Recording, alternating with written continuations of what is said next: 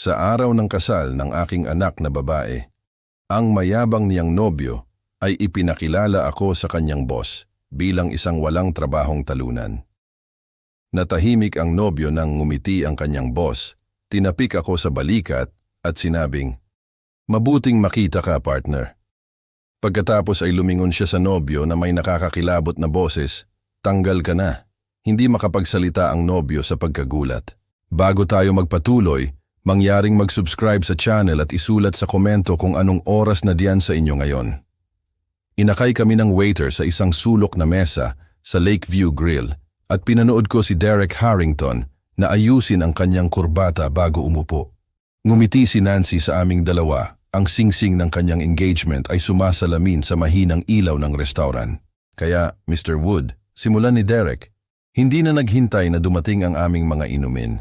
Sinasabi sa akin ni Nancy na, "Nasa pagitan ka ng mga oportunidad ngayon." Kinurap ko ang mata. Nasa pagitan ng mga oportunidad. Ang parirala ay nakabitin sa hangin na parang mamahaling pabango, nakakalula at hindi kailangan. "Nagretiro na ako," sabi ko lang, binuklat ang aking napkin. Lumawak ang ngiti ni Derek, ang uri ng ngiti na hindi umaabot sa kanyang mga mata. "Tama, syempre. Well, nagtatrabaho ako sa Technova Innovations, isang nangungunang kumpanya ng AI solutions sa Midwest. Senior manager ako ng corporate sales." Mukhang kahanga-hanga. Pinanatili kong neutral ang aking boses. "Gaano ka nakatagal diyan?" 30 taon na ngayon. Napataas ko ang benta ng aking departamento ng 40%. Sumandal si Derek, malinaw na umaasa ng paghanga. "Sa anong larangan ka, Mr. Wood?" "Walang espesyal talaga. Negosyo lang." Hinaplos ni Nancy ang braso ni Derek ng marahan. Nagpapakumbaba lang si Dad. Palagi niyang sinasabi iyan. Tumango si Derek na may pagkaunawa. Naiintindihan ko. "Well, ang mahalaga ay manatiling malusog sa iyong edad, tama? Ang pananatiling abala sa mga libangan." Bahagyang humigpit ang aking mga daliri sa baso ng tubig. "Sa aking edad." Ang paghamak ay tumulo mula sa kanyang mga salita na parang pulot mula sa basag na garapon. Nakakapagpatahimik ang mga libangan, sang-ayon ko. Dumating ang waiter, handa na ang panulat. Umorder si Derek ng pan-seared salmon na may truffle risotto. Pinili ni Nancy ang herb-crusted chicken. Saglit kong tiningnan ang menu.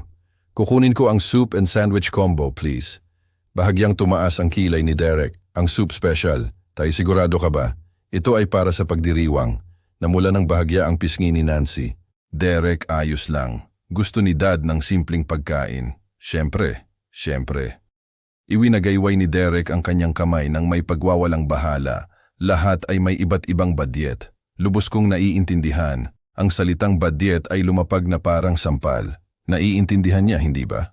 Ang 34 taong gulang na middle manager na ito ay umunawa sa aking sitwasyong pinansyal batay sa isang order ng sopas. "Sabihin mo sa akin ang tungkol sa Technova," sabi ko. Iniiwasan ang usapan tungkol sa aking sinasabing kahirapan. Anong uri ng mga solusyon sa AI? Umbok ang dibdib ni Derek na nakikita. Mga cutting-edge na bagay. Machine learning algorithms para sa kahusayan ng korporasyon, predictive analytics, automated decision trees. Binabago namin kung paano gumagana ang mga negosyo. Kamangha-mangha.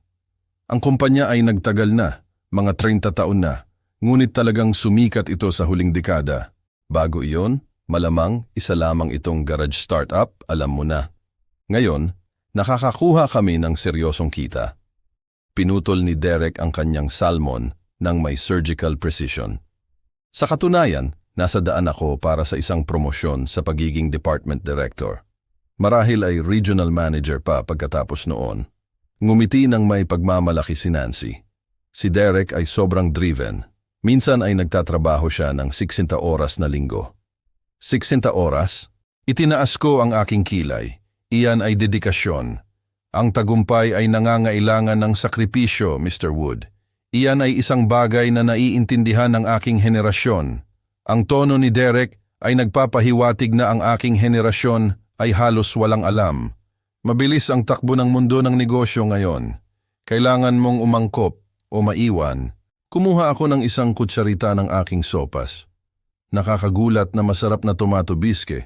maaaring maging mahirap ang pagbabago. Eksakto. Iyan ang dahilan kung bakit nananatili akong napapanahon sa mga uso sa industriya, dumadalo sa mga seminar, patuloy na nakikipag-network. Hindi sapat na magpapatuloy na lang sa buhay ngayon. Iwinagayway ni Derek ang kanyang tinidor. Ang mga taong kasing edad mo, walang intensyon, minsan ay naipit sa lumang mga pattern. Iba na ang mundo ngayon. Bahagyang nag-iba ang pwesto ni Nancy. Ang ibig sabihin ni Derek ay nagbago ang mga bagay mula noong panahon ni Dad. Tama. Evolusyon. Tumango ako ng dahan-dahan. Kaligtasan ang pinakamalakas at lahat ng iyon. Hindi naintindihan ni Derek ang talim sa aking boses. Eksakto. Ginagantimpalaan ng mga kumpanya tulad ng Teknova ang inobasyon at mga resulta. Hindi na kailangan ang lumang pag-iisip sa paaralan. Kailangan namin ng mga sariwang pananaw, agresibong mga estratehiya at ikaw ang nagbibigay niyan. Talagang. Ang mga numero ng aking departamento ay nagsasalita para sa kanilang sarili. Ang 40% na paglago ay hindi nangyayari ng aksidente. Yumuko si Derek ng may pagiging kumpidensyal. Sa pagitan mo at akin, ang ilan sa mga mas lumang empleyado doon ay, sabihin nating, hindi sila nakakasabay. Dead weight, kung tapat ka tungkol dito. Dead weight, maingat kong inilagay ang parirala na iyon. Dapat may karanasan ang mga mas matatandang empleyado, iminungkahi ko ng mahinahon. Nagkibit balikat si Derek. Ang karanasan na walang adaptasyon ay stagnasyon lamang. Ang kumpanya ay maaaring mas mahusay kung papalitan ang kalahati ng mga senior staff ng gutom na batang talento. Natawa ng nerbiyoso si Nancy. Napaka-passionate ni Derek tungkol sa kahusayan. Ang pag-iibigan ay nagtutulak ng mga resulta. Patuloy na nagiinit si Derek sa kanyang tema.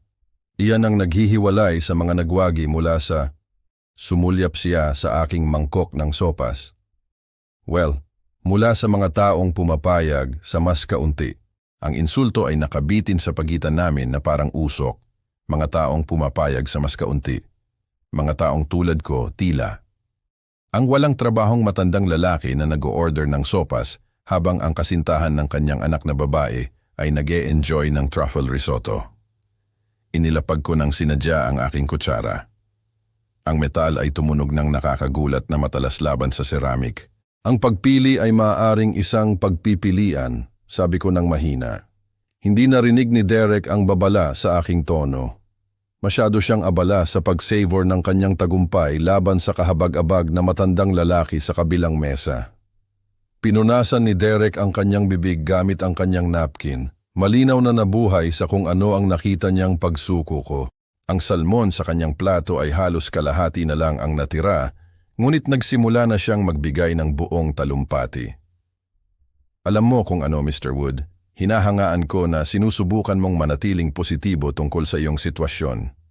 Ang kanyang boses ay may partikular na tono na ginagamit ng mga tao kapag nakikipag-usap sa mga bata o matatanda. Ngunit naisip mo na ba ang pagkonsulta sa iyong karanasan? Baka may mga oportunidad. Ang karanasan ay interesante, sagot ko ng maingat. Minsan itinuturo nito sa iyo na manahimik at magmasid, ngunit hindi ka maaaring magmasid magpakailanman. Ang sigasig ni Derek ay lumalapit sa pagiging agresibo. Kailangan mong sumulong. Kumilos. Ibig kong sabihin, tingnan mo ako. Plano kong maging department director sa loob ng 1 taon, regional manager sa loob ng 3. Kailangan mong magtakda ng mga layunin, lumikha ng mga timeline. Tumango si Nancy ng may paghihikayat. Si Derek ay napaka-goal-oriented. Mahalaga ang mga layunin. Sumang-ayon ako, bagaman kung minsan ang pinakamahalagang ay hindi halata sa mga tagalabas. Hindi naintindihan ni Derek ang implikasyon. Eksakto. Kaya kailangan mong ilagay ang iyong sarili sa labas. Makipag-network, makipagkilala sa mga tao. Ipapaalam mo sa kanila na available ka. Maaari kitang ipakilala sa ilang mga contact kung gusto mo. Marahil mga entry-level na posisyon. Walang masyadong mabigat. Entry-level na posisyon para sa akin. Ang kabalintunaan ay napakakapal kaya't maaari ko itong ihain para sa dessert. Napakageneroso niyan, sabi ko. Ito ay tungkol sa pagbibigay pabalik. Alam mo, pagtulong sa mga hindi gaanong maswerte. Ang boses ni Derek ay naglalabas ng pagkamapagbigay. Ang mga taong matagumpay ay may responsibilidad na itaas ang iba. Ngumiti si Nancy sa kanya. Kita mo, Dad, talagang nagmamalasakit si Derek sa mga tao. Oh, nakikita ko, uminom ako ng tubig. Ang iyong habag ay tunay na maliwanag. Nag-iimbot si Derek sa kung ano ang inakala niyang papuri. Hindi ito tungkol sa pera para sa akin, Mr. Wood. Huwag mong isipin na hindi maganda ang 6 na digit na sweldo, ngunit ito ay tungkol sa paggawa ng pagkakaiba. Pagbuo ng isang bagay na makabuluhan. 6 na digit. Sinabi niya ito na parang nag-aanunsyo siya ng lunas para sa cancer. Pagbuo ng isang bagay na makabuluhan, inulit ko, tulad ng pagtatayo mismo ng Teknova. Well, sigurado, ngunit iyon ay iba. Ang mga tagapagtatag noon ay swerte lang, siguro. Tamang lugar, tamang oras. Ang tunay na inobasyon ay nangyayari ngayon sa mga taong tulad ko na nagtutulak sa hangganan. Swerte. 30 taon ng 80 oras na araw, mga hindi napuntahang hapunan ng pamilya at patuloy na stress sa pananalapi na nabawasan sa swerte. Ang mga tagapagtatag ay swerte, sabi ko ng dahan-dahan. Kailangan. Ibig kong sabihin, ano ba talaga ang alam nila tungkol sa AI noon? Halos hindi umiiral ang teknolohiya. Malamang na natitisod lang sila sa tagumpay. Tumawa si Derek. Ang tunog ay kumiskis sa aking tainga. Ngayon tayo ang gumagawa ng tunay na trabaho. Ginagawang profesional ang kanilang hindi sinasadyang tagumpay. Naramdaman ni Nancy ang tensyon na lumalaki, ngunit mali ang pagbasa sa pinagmulan nito. Dad, gusto lang ni Derek na tumulong. Alam niyang mahirap ang job market para sa mga taong nagsisimula muli. Nagsisimula muli? Na para bang ang buong karera ko ay nabura. Iniiwan akong magsimula muli mula sa simula, na parang isang nagtapos sa kolehiyo. Ang pagsisimula muli ay maaaring maging nakakapagpalaya, sabi ko. Maingat na kinokontrol ang aking boses. Nagbibigay ito sa iyo ng pananaw sa kung ano ang tunay na mahalaga. Talagang, sinunggaban ito ni Derek. Iyan ang saloobin na kailangan mo. Sariwang simula, mga bagong oportunidad. Kailangan mo lang maging makatotohanan tungkol sa iyong mga limitasyon. Ang mga limitasyon ko? Ang parirala ay nakabitin sa hangin na parang isang hamon. Anong mga limitasyon iyon? Tanong ko ng mahina. Nag-gesture si Derek ng hindi tiyak. Well, ang edad ay isang kadahilanan. Mabilis ang takbo ng teknolohiya. Mahirap para sa mga mas matatandang manggagawa na makasabay. Dagdag pa, karamihan sa mga kumpanya ay naghahanap ng mga tao na maaaring lumago kasama nila sa mahabang panahon. Pangmatagalang paglago, ako ba ay natutuwa? Tulad ng 30 taon? Eksakto. Kita mo, naiintindihan mo na. Masaya si Derek sa kanyang estudyante. Bagaman malinaw na nagsisimula sa iyong edad, tumitingin ka sa marahil 20 taon bilang pinakamataas bago magretiro. Ang mga kumpanya ay namumuhunan sa mga hinaharap, hindi. Nahuli niya ang kanyang sarili. Hindi Hindi mga panandali ang sitwasyon. Tinapos niya ng walang sigla. Inabot ni Nancy ang mesa patungo sa aking kamay. Dad, baka dapat pag-usapan natin ang ibang bagay. Ngunit si Derek ay nasa isang role na ngayon, ang kanyang boses ay nagiging mas masigasig. Ang punto ay, Mr. Wood, ang mundo ng negosyo ay ginagantimpalaan ang drive at ambisyon. Hindi sapat ang basta magpakita na lang ngayon. Kailangan mo ng pananaw, inobasyon, ang kakayahang guluhin ang mga kasalukuyang paradigma. Guluhin ang mga paradigma, inulit ko. Tama? Tulad ng ginagawa ko sa Teknova. Ang matandang gwardiya doon, sila ay natigil sa mga lipas na pamamaraan. Iniisip nila dahil sila ay naroon na mula pa sa simula, alam nila ang lahat. Ngunit nagbabago ang mga merkado. Nagbabago ang mga pangangailangan ng customer. Minsan kailangan mong gibain ang mga lumang sistema upang makabuo ng isang bagay na mas mahusay. Gibain ang mga lumang sistema na itinayo ng mga swerteng tagapagtatag na natisod sa tagumpay. Inilapag ko ang aking napkin sa mesa nang may sinasadyang katumpakan. Ang kilos ay tahimik, ngunit may isang bagay dito na nagpatigil kay Derek sa kalagitnaan ng pangungusap. Paumanhin, sabi ko, tumatayo. Sa tingin ko, kailangan ko ng hangin. Tay! Ang boses ni Nancy ay nagdadala ng tunay na pag-aalala. Ayos ka lang ba? Pagod lang, sagot ko, kinuha ang aking wallet. Naglagay ako ng $40 sa mesa, sapat upang masakop ang aking sopas at sandwich kasama ang tip. Ito ang sasakop sa aking bahagi. Bahagyang lumaki ang mga mata ni Derek sa pera. Mr. Wood, hindi mo kailangang gawin iyon. Iinsisti ko. Inayos ko ang aking jacket. Salamat sa hapunan at para sa payong pangkarera. Bahagyang tumayo si Nancy mula sa kanyang upuan. Tay, huwag kang umalis. Hindi sinabi ni Derek ang ibig sabihin ni Derek ang eksaktong sinabi niya. Tumingin ako diretso sa nobyo ng aking anak na babae at narinig ko ang bawat salita. Ang biyahe mula sa downtown Chicago patungo sa aking bahay sa Evanston ay nagbigay sa akin ng 40 minuto upang iproseso ang nangyari. Ang mga salita ni Derek ay umalingaw-ngaw sa aking isipan sa bawat milya. Swerteng tagapagtatag, dead weight, nagsisimula muli sa iyong edad. Sa oras na huminto ako sa aking driveway, ang paunang galit ay naging isang bagay na mas mapanganib. Malamig, kalkuladong layunin. Binuksan ko ang pintuan sa harap at dumiretso sa aking pag-aaral. Ang silid na ito ay ang aking santuwaryo, maingat na inayos upang sabihin ang totoong kwento ng aking buhay. Ang kwento na walang ideya, si Derek Harrington na umiiral. Ang mga pader ay nilinyahan ng mga nakabalangkas na larawan at mga parangal na itinago ko mula sa mga kaswal na bisita. Technovas Incorporation Papers mula 1995 na pinirmahan nina Walter Klene at Co. Mga larawan mula sa aming unang matagumpay na paglunsad ng produkto. Mga parangal sa pagkilala sa industriya na sumasaklaw sa 3 dekada. Ang Forbes article mula 2018 na tinawag akong tahimik na revolusyonaryo ng inobasyon sa AI. Umupo ako sa aking leather chair at tinitigan ang larawan sa aking mesa. Walter at ako sa masikip na garahe kung saan ito nagsimula.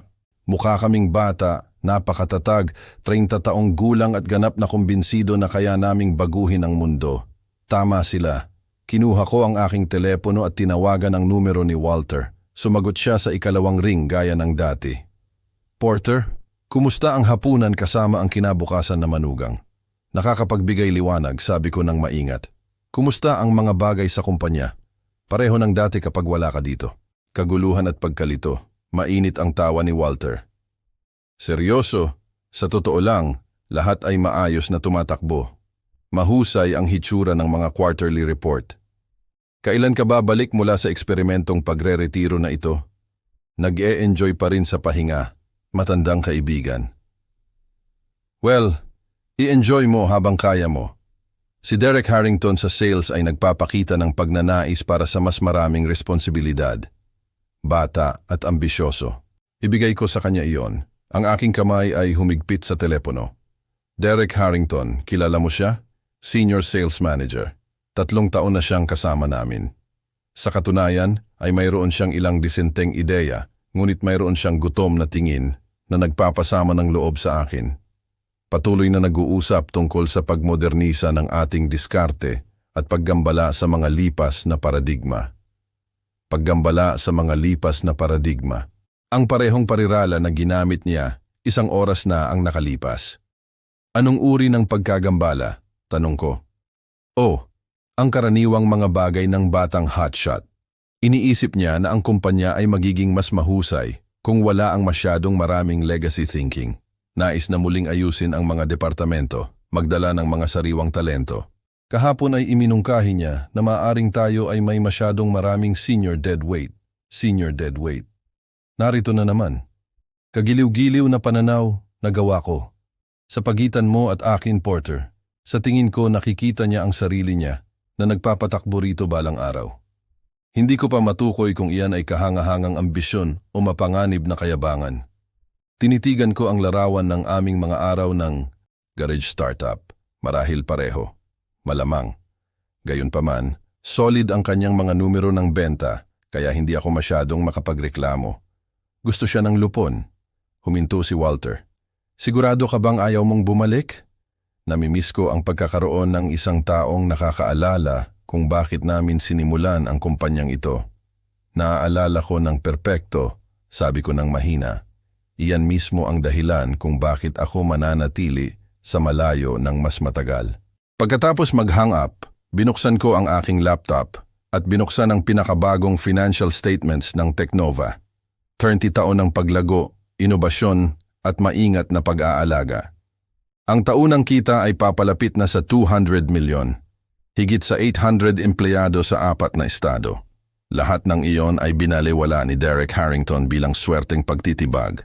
Sumandal ako sa aking upuan at ngumiti sa unang pagkakataon ngayong gabi. Gusto ni Derek na guluhin ang mga paradigma. Gusto niyang alisin ang deadweight. Perpekto. Ibibigay ko sa kanya ng eksakto ang hinihingi niya. Ang kasal ay nakatakda sa Hunyo 15. 4 na buwan upang hayaan si Derek na patuloy na maniwala na tama niyang nasuri ang aking halaga. 4 na buwan upang panoorin siyang ipakita ang kanyang tunay na katangian kay Nancy, sa pamilya, sa lahat ng mahalaga. 4 na buwan upang planuhin ang pinaka-edukasyonal na karanasan ng kanyang mayabang na buhay. Kumuha ako ng legal pad at nagsimulang gumawa ng mga tala. Ang mga komento ni Derek tungkol sa mga tagapagtatag. Ang kanyang pagwawalang bahala sa mga may karanasang empleyado. Ang kanyang mapanghamak na payo tungkol sa mga entry-level na posisyon. Bawat insulto, bawat palagay, bawat sandali ng kaswal na kalupitan ay kailangang matandaan at tugunan. Ang lalaki ay gustong gibain ang mga lumang sistema at bumuo ng isang bagay na mas mahusay. Mahusay. Hahayaan ko siyang sumubok. Kinuha ko ulit ang larawan ng garahe.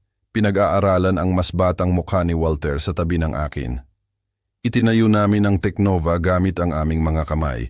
Isinakripisyo ang lahat para sa isang pananaw na tila imposible sa lahat ng iba pa. Pinaghirapan namin ang bawat tagumpay, nalampasan ang bawat kabiguan, at lumikha ng isang bagay na nalampasan ang mga prediksyon ng bawat eksperto na nagsulat sa amin.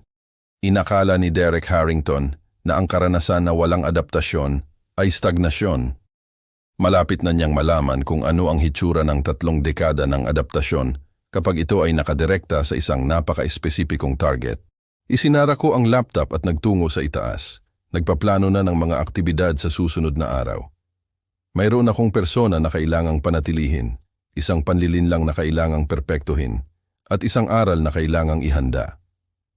Gusto ni Derek na makita kung ano ang mangyayari kapag ang mga taong matagumpay ay tumutulong sa mga hindi gaanong masuwerte. Malapit na niyang malaman, lumipas ang 2 linggo mula nang maganap ang nakakapagbigay liwanag na hapunan na iyon. Ginugol ko ang oras ng eksakto kung paano inaasahan ni Derek, nagbabasa ng mga pahayagan sa aking harap na beranda, nag-aalaga sa aking maliit na hardin, ginagampanan ng perpekto ang papel ng tamad na retirado. Nang marinig ko ang sasakyan na huminto sa aking driveway sa Martes na iyon ng hapon, handa na ako. Sa pamamagitan ng bintana ng aking sala, pinanood ko si Derek na lumabas sa kanyang BMW, inaayos ang kanyang mamahaling suit jacket. Tumalon si Nancy sa aking harap na hakbang na may halatang pagkasabik, hawak ang kung ano ang maaaring mga imbitasyon sa kasal. Tay, halos sumabog siya sa pintuan ng aking bahay. Mayroon kaming isang bagay na kamangha-mangha upang ipakita sa iyo. Sumunod si Derek ng mas mabagal. Ang kanyang mga mata ay nakatingin na sa aking katamtamang bahay na may pamilyar na ekspresyon ng magalang na pagkadismaya. Ang mga muwebles ay komportable, ngunit hindi mahal.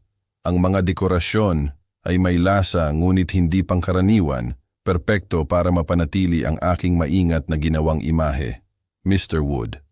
Ang pagyanig ni Derek ay matatag ngunit maikli. Sana ay hindi namin inaantala ang iyong mga aktibidad sa hapon. Mga aktibidad sa hapon, na para bang ginugugol ko ang aking mga araw sa panonood ng telebisyon at pagtulog. Hindi naman sa lahat, sagot ko ng masaya. Ano ang nagdala sa inyong dalawa dito?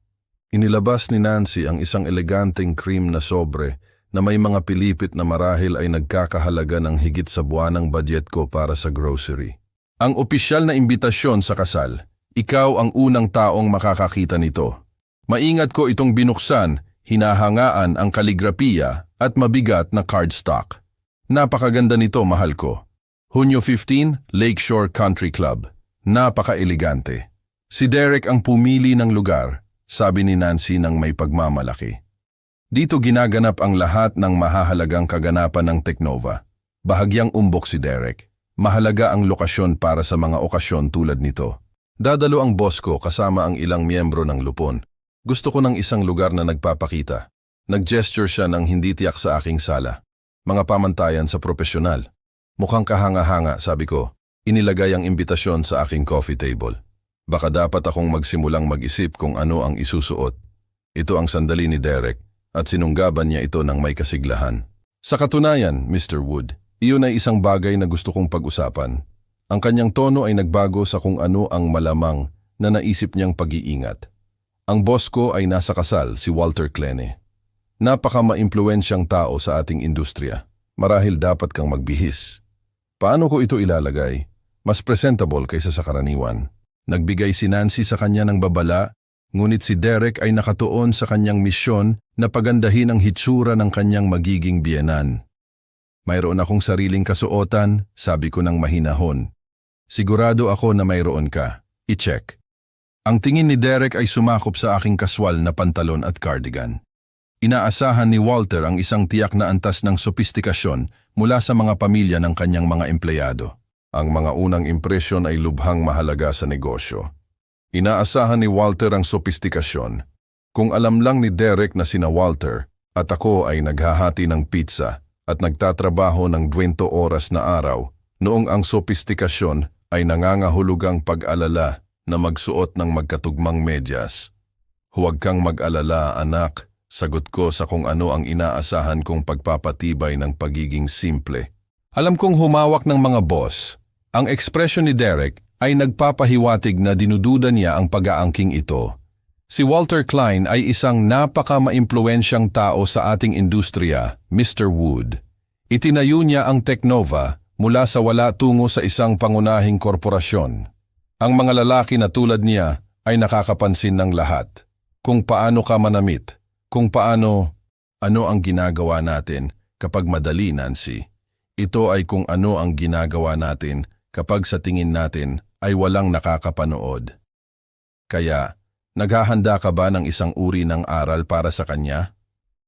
Ang boses ni Nancy ay pinaghalo ang pag-aalala sa may pag-aatubiling kuryosidad. Ano ang mangyayari sa kasal kapag nalaman niya? Ngumiti ako, naramdaman ang pamilyar na kasiyahan ng isang mahusay na binalak na plano. Makikita niya na ang mga palagay ay maaaring mapanganib, na ang pagtrato sa mga tao ng may paggalang ay hindi tungkol sa kanilang bank account o job title, na ang kabaitan ay hindi dapat nakasalalay sa katayuan sa lipunan, at kung hindi siya matuto, kung siya ay magalit o mapahiya, kung gayon malalaman mo kung sino talaga ang pinapangasawa mo. Lumingon ako upang tingnan ng diretso ang aking anak na babae. Nancy, hindi ko sinusubukang sirain ang iyong kaligayahan. Sinusubukan kong protektahan ito. Mas mabuting makita ang kanyang tunay na katangian ngayon kaysa matuklasan ito pagkatapos ng 5 taon ng pag-aasawa. Tinitigan ni Nancy ang kanyang mga kamay, dahan-dahang iniikot ang singsing ng engagement sa kanyang daliri. Gusto mo bang itago ko ito hanggang sa kasal? Gusto kong panoorin mo? Talagang panoorin kung paano tinatrato ni Derek ang mga taong sa tingin niya ay mas mababa sa kanya. Panoorin kung paano siya nag-uusap tungkol kay Walter, tungkol sa tagumpay, tungkol sa kung ano ang nagpapatunay na karapat-dapat ang isang tao sa paggalang. Huminto ako at pagkatapos ay magpasya para sa iyong sarili kung anong uri ng buhay ang gusto mo. Paano kung magpasya ako na si Derek ay eksaktong kung sino ang inaakala ko na siya? Kung gayon, sasayaw ako sa iyong kasal at tatanggapin siya sa pamilya ng may tunay na kagalakan. Tinukoy ko ang bawat salita. Ngunit Nancy, siguraduhin mong nakikita mo siya ng malinaw, hindi lang nakikita kung ano ang inaasahan mong naroon. Tumayo si Nancy, nagtatanggal ng dumi sa kanyang maong. Sa pamamagitan ng salamin, si Derek ay nagtatapos na sa kanyang tawag sa telepono na naghahanap sa amin ng may bahagyang pagkainis. Magagalit siya sa iyo kapag nalaman niya, sabi niya ng mahina. Marahil, ang tanong ay, magagalit ba siya sa sarili niya dahil sa kung paano niya ako tinrato? Tumingin si Nancy sa akin sa loob ng mahabang sandali, nakikipagbuno sa mga katapatan at kawalan ng katiyakan. Sa wakas, dahan-dahan siyang tumango. Okay, Dad, itatago ko ang iyong sikreto, ngunit mangako ka na hindi mo ito ginagawa para lamang sa paghihigante. Nangangako ako sa iyo, mahal ko, ang lahat ng ginagawa ko ay dahil mahal kita. Lumitaw si Derek sa sliding door, kumatok sa kanyang relo. Nancy, dapat na tayong umalis sa lalong madaling panahon. Mayroon akong conference call sa West Coast team sa loob ng 1 oras. Parating na, sigaw ni Nancy, pagkatapos ay tumingin sa akin ng 1 beses pa. Maging mabait ka lang sa kanya, okay? Ano man ang iyong pinaplano. Tumayo ako at hinalikan siya sa noo. Ang mga malumanay na aral ay bihirang ang mga nananatili. Ang mga buwan sa pagitan ng Marso at Hunyo ay lumipas sa isang maingat na naka-choreographed na sayaw ng paghahanda. Habang patuloy na nagpapatuloy si Derek sa kanyang mapanghamak na mga pagbisita at pinananatili ni Nancy ang aming napagkasunduang katahimikan, sistematikong inayos ko ang bawat detalye ng pinaka-edukasyonal na regalo sa kasal sa buhay ng batang si Derek. 3 araw bago ang kasal, tumayo ako sa Armando's Custom Tailoring sa Michigan Avenue, pinapanood ang aking sarili sa 3-way mirror. Ang charcoal gray na kasuotan ay walang kamaliang ginupit, ngunit sadyang hindi kapansin-pansin, sapat na mahal upang humingi ng paggalang, sapat na konserbatibo upang maiwasan ang hinala. Ang akma ay perpekto, Mr. Wood, sabi ni Armando. Inaayos ang mga balikat ng jacket na may sinanay na katumpakan. Ang kasuotang ito ay magbibigay diin sa iyong dangal nang hindi sumisigaw tungkol sa mga tag ng presyo. Iyan mismo ang punto, sagot ko. Hinahangaan kung paano nakukuha ng mga banayad na pinstripes ang ilaw. Ang mahalaga ay sinasabi nito ang mga tamang bagay ng walang mga salita. Naiintindihan mo ang kagandahan. Ngumiti si Armando nang may pag-apruba. Ang tunay na kalidad ay nagsasalita sa pabulong, hindi sa pagsigaw. 2 araw bago ang kasal, bumisita ako sa Cartwright and Associates Jewelry Store sa Gold Coast District.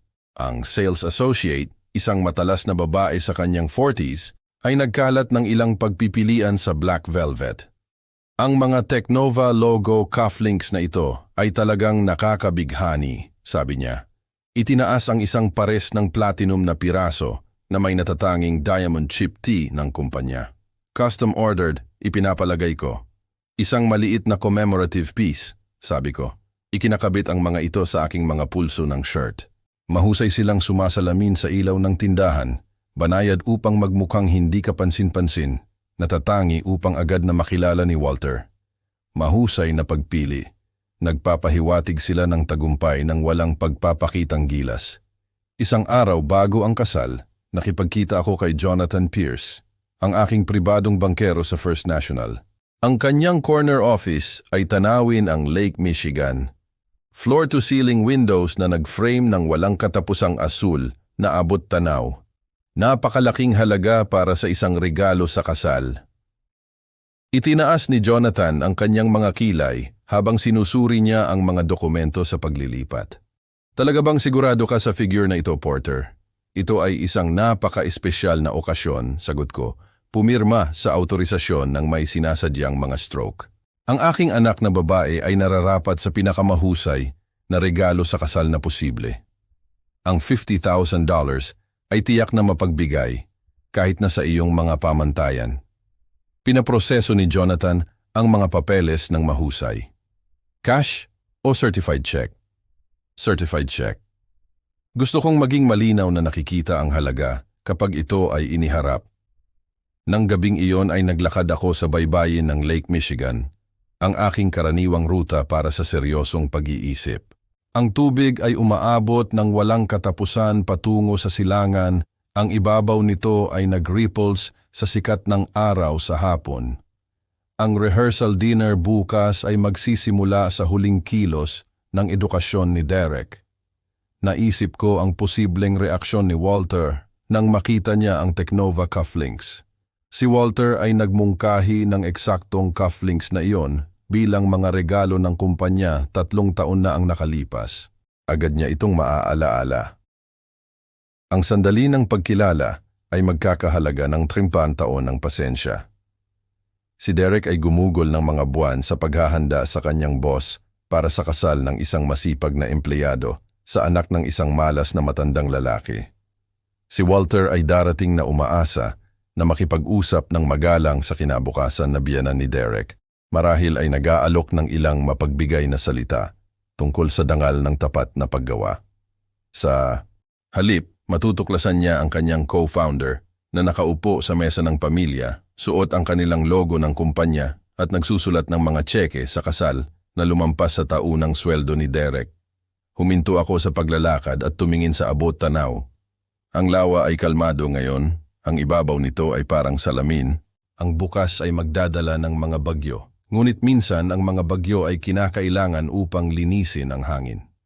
Ang aking telepono ay nag-buzz sa isang text mula kay Nancy. Rehearsal dinner bukas ng 6 p.m. Si Derek ay sabik na tungkol sa pagpupulong mo kay Walter.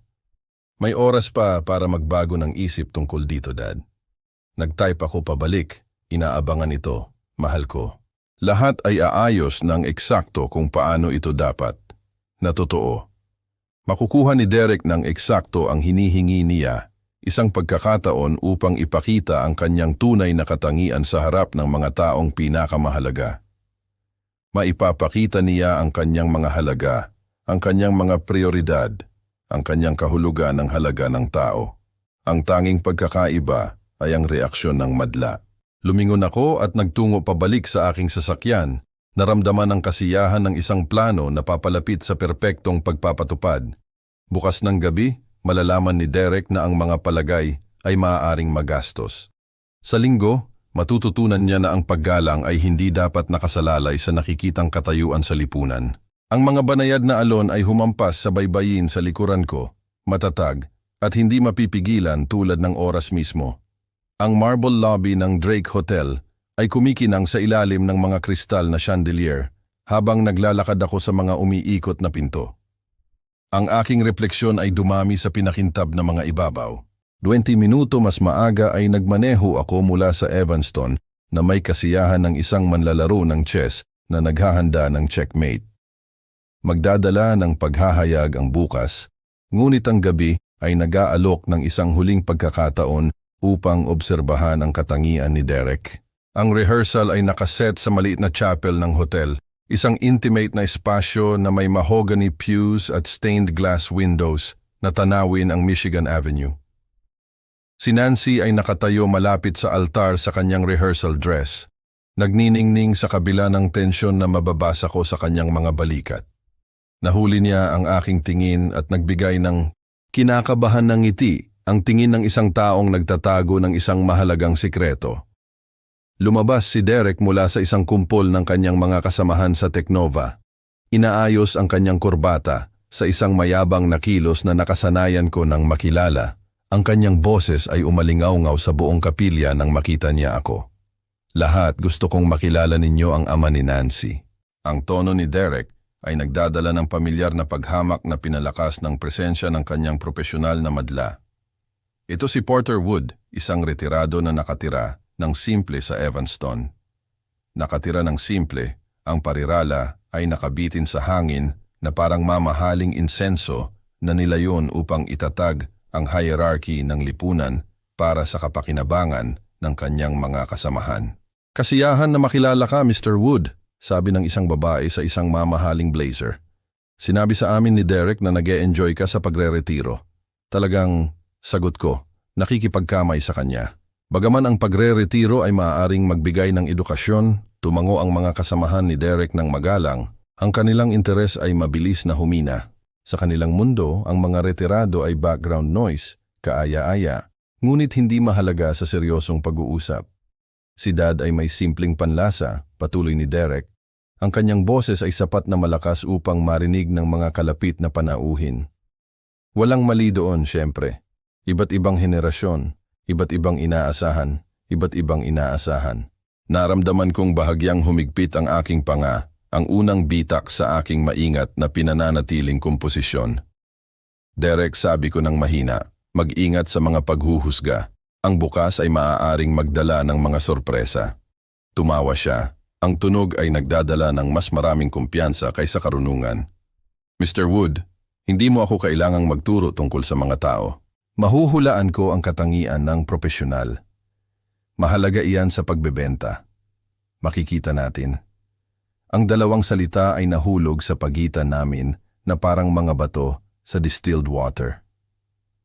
May isang bagay sa aking tono na nagpatigil kay Derek, ngunit nanonood ang kanyang mga kasamahan at ang pag-urong ay makakasira sa kanyang mahusay na binuo na imahe. Ang ibig kong sabihin ay, patuloy si Derek. Ang tagumpay ay nag-iiwan ng malinaw na mga indikasyon. Kung paano ka manamit, kung saan ka nakatira, kung ano ang iyong minamaneho. Ang mga bagay na ito ay nagpapakita ng mga prioridad at kakayahan. Kagiliw-giliw na teorya, hindi ito teorya. Ito ay obserbasyon. Kunin si Walter Klene, ang aking boss na darating bukas. Maaari mong makita ang kanyang kalidad mula sa kabilang dulo ng silid. Iyan ay pinaghirapang paggalang, hindi aksidente. Pinaghirapang paggalang. Si Walter ay makakahanap ng paglalarawan na iyon na nakakatuwa dahil pinaghirapan namin ang aming paggalang ng magkasama, natutulog sa mga sahig ng opisina at nabubuhay sa pizza sa loob ng 3 taon.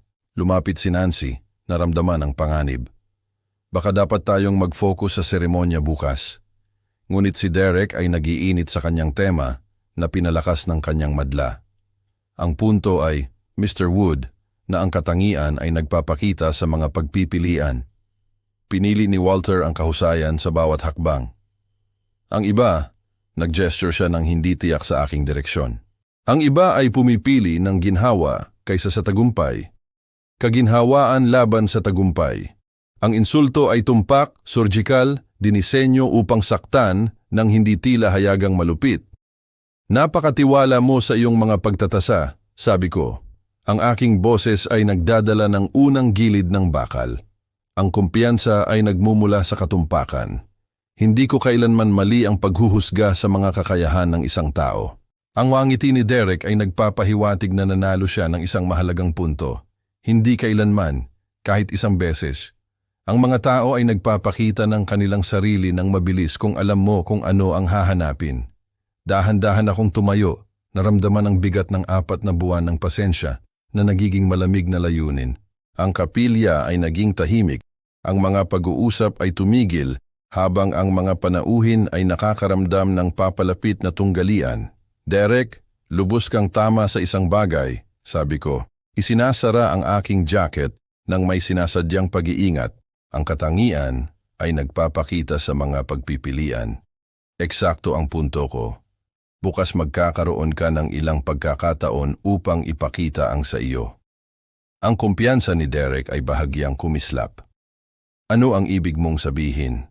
Ibig sabihin, sabi ko, naglalakad patungo sa labasan ng kapilya na ang mga palagay ay maaaring maging magastos, lalo na kapag ginawa sa harap ng mga taong mahalaga. Mr. Wood, hindi ako nagustuhan. Magandang gabi, Derek. Huminto ako sa pintuan ng kapilya, tumitingin pabalik sa mga tinipon na panauhin. I-enjoy ang iyong rehearsal.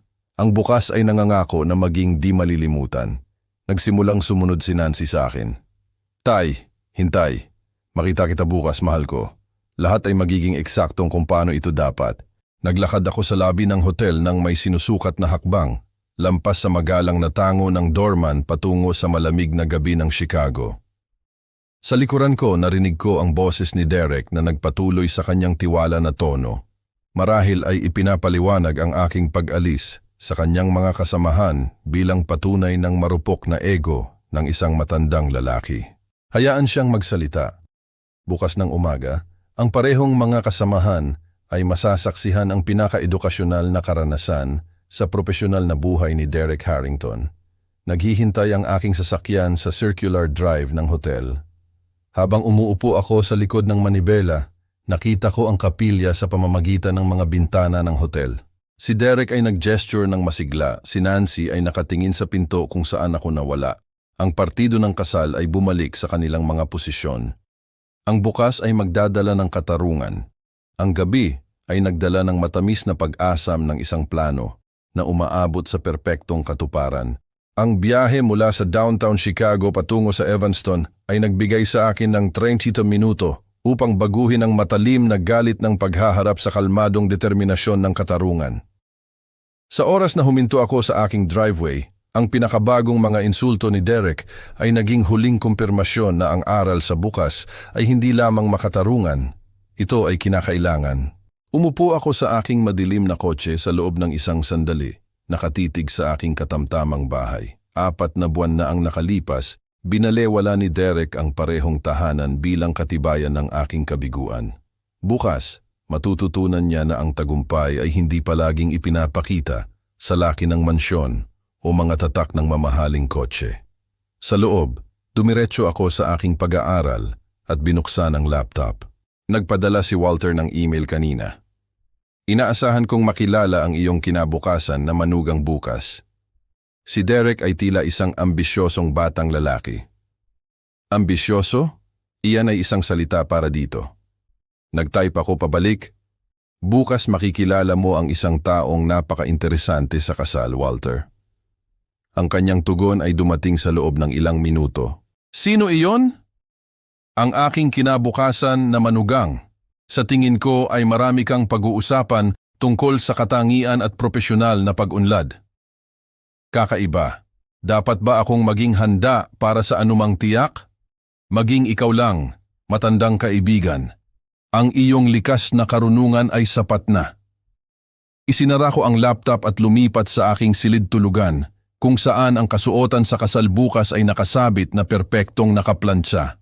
Ang charcoal suit ay mukhang marangal ngunit hindi kapansin-pansin. Eksaktong impresyon na gusto ko hanggang sa sandali ng paghahayag. Ang Teknova cufflinks ay nakaupo sa kanilang velvet box. Naghihintay na makuha ang atensyon ni Walter sa eksaktong tamang sandali. Mula sa drawer ng aking desk, kinuha ko ang certified check na kinuha ko kahapon. $50,000 na ginawa para kina Nancy at Derek Harrington. Ang halaga ay maingat na pinili, sapat na mapagbigay upang ipakita ang malaking yaman, sapat na malaki upang magulat sa mga palagay ni Derek tungkol sa aking katamtamang kalagayan. Naisip ko ang paghahanda kagabi, ang tiwalang pagdedeklara ni Derek na hindi niya kailanman mali ang paghuhusga sa kakayahan ng isang tao. Ang kayabangan ay nakakabighani, kahit sa pamamagitan ng kanyang mga pamantayan. Ngunit ito ay perpekto. Ang kahihiyan bukas ay magiging kumpleto, eksakto, dahil ang kanyang kumpiyansa ay napakaganap. Ang aking telepono ay nag-buzz sa isang text mula kay Nancy. Dad, ayos ka lang ba? Masama ang pakiramdam ni Derek tungkol sa kagabi. Nag-type ako pabalik. Eksakto ang nararamdaman ni Derek. Ang bukas ay magpapalinaw ng lahat para sa lahat. Nag-aalala ako sa iyong pinaplano. Huwag kang mag-alala, mahal ko. Ang katarungan ay bihirang kasing tindi ng takot ng mga tao. Hindi siya tumugon, marahil ay nakikipagbuno sa parehong magkasalungat na katapatan na nag-abala sa kanya mula pa noong aming pag-uusap sa hardin. Bahagi niya ang gustong balaan si Derek upang mapagaan ang sampal bukas, ngunit ang isang mas malaking bahagi ay nauunawaan na ang ilang mga aral ay maaari lamang matutunan sa pamamagitan ng karanasan. Naglakad ako sa bintana ng aking pag-aaral at tumingin sa tahimik na kalye. Ang aking mga kapitbahay ay nag-aayos para sa gabi, nagbabasa, nanonood ng telebisyon, nabubuhay sa komportabling buhay na pagre-retiro na inakala ni Derek na tanging option ko. Wala sa kanila ang nakakaalam na bukas ay magdadala ng pinakakasiyasyang sandali ng aking propesyonal na buhay. Ang pagkalito ni Walter ay perpekto. Walang ideya kung ano ang naghihintay sa kanya sa kasal. Nang makita niya ang Teknova cufflinks, nang ipakilala ni Derek ako bilang ama ng walang trabaho ni Nancy, nang sa wakas ay dumating ang sandali ng pagkilala, ang ekspresyon ni Walter ay magkakahalaga ng 30 taon ng pakikipagsosyo. Sinuri ko ang pag-uugali ni Derek sa huling pagkakataon. Ang paghamak sa restaurant, ang payo sa karera, ang pagwawalang bahala sa dead weight ng mga empleyado. Ang lecture ngayong gabi tungkol sa katangian na nagpapakita sa pamamagitan ng mga pagpipilian. Bawat insulto ay maingat na naitala, bawat palagay ay naidokumento. Bukas matutuklasan ni Derek na ang katangian ay talagang nagpapakita sa pamamagitan ng mga pagpipilian at ang kanyang mga pagpipilian ay nagpakita ng higit pa kaysa sa kanyang nilayon.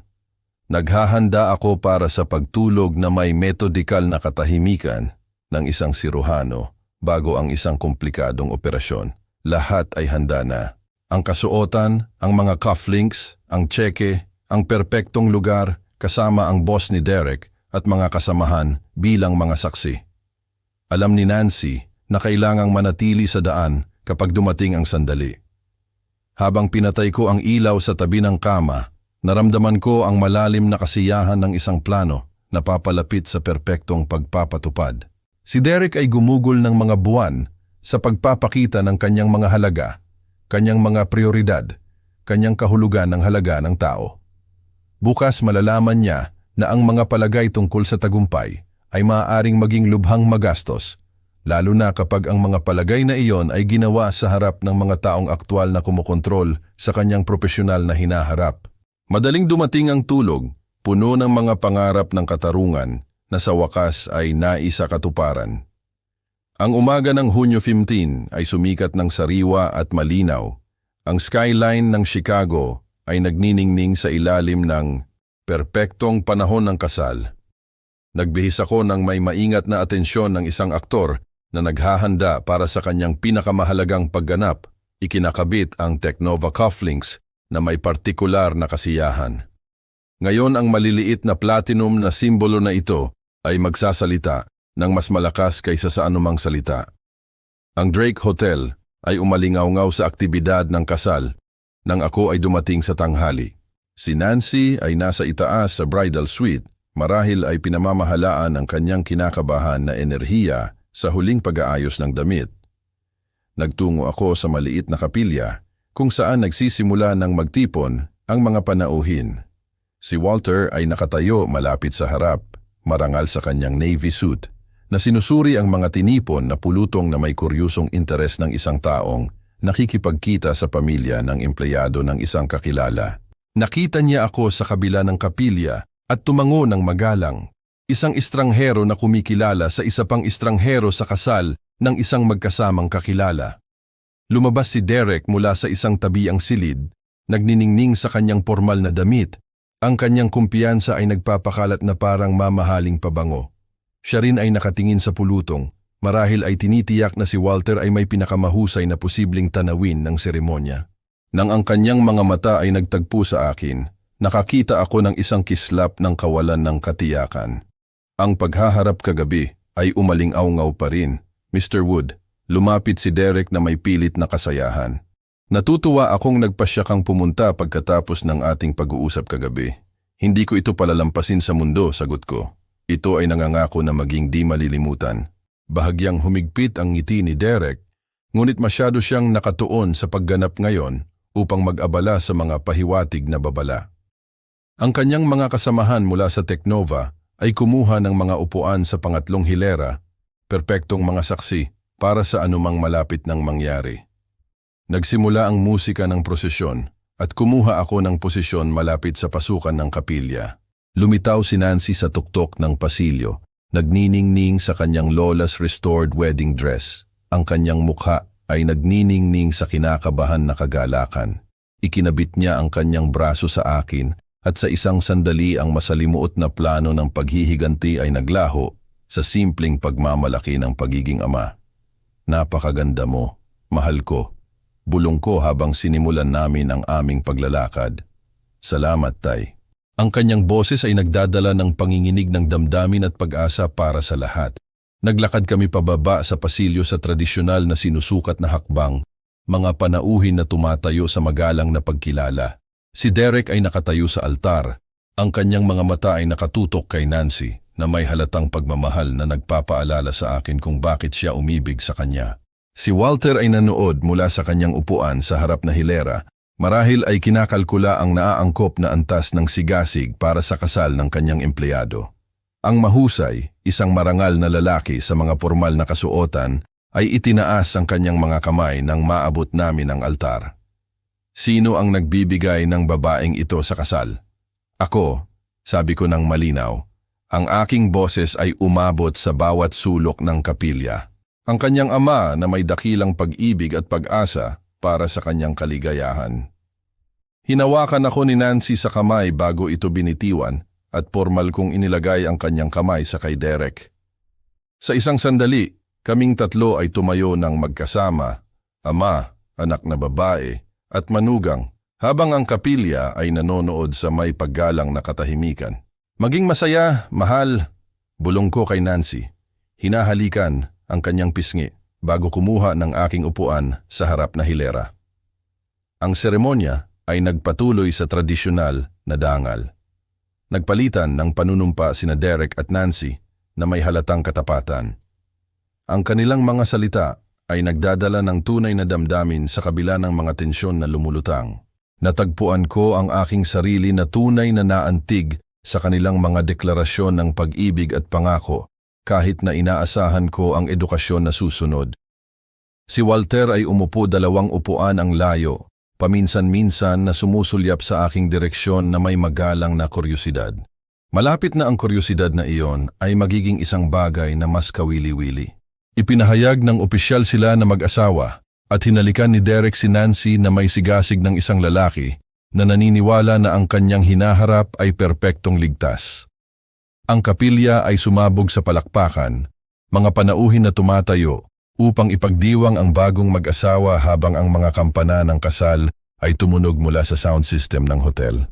Habang nagsisimula ang recessional, napansin ko si Derek na muling sinusuri ang pulutong. Ang kanyang mga mata ay natagpuan si Walter na may halatang kasiyahan. Matagumpay niyang napakasalan ang babaeng mahal niya sa harap ng kanyang mentor sa propesyon na nalampasan ang potensyal na kahihiyan ng kanyang walang trabaho na biyenan ng walang insidente. Ang linya ng pagtanggap ay nabuo sa vestibule ng kapilya, mga panauhin na nag-aalok ng pagbati habang sina Nancy at Derek ay ngumiti sa bagong kasal na kagalakan. Inayos ko ang aking sarili nang naaangkop bilang ama ng ikakasal, tinatanggap ang mga pagbati at papuri tungkol sa magandang seremonya. Si Derek ay nasa kanyang elemento ngayon na ipinakikilala si Nancy sa kanyang mga kasamahan ng may halatang pagmamalaki. Ang aking asawa, patuloy niyang sinasabi, tinatamasa ang bagong titulo. Ang kanyang kumpiyansa ay ganap na bumalik. Ang paghaharap kagabi ay nakalimutan sa kislap ng tagumpay ng kasal. Sa gitna ng pulutong, nakita ko si Walter na papalapit sa linya ng pagtanggap. Marahil ay naghahanda upang mag-alok ng nararapat na pagbati sa bagong pamilya ng kanyang empleyado.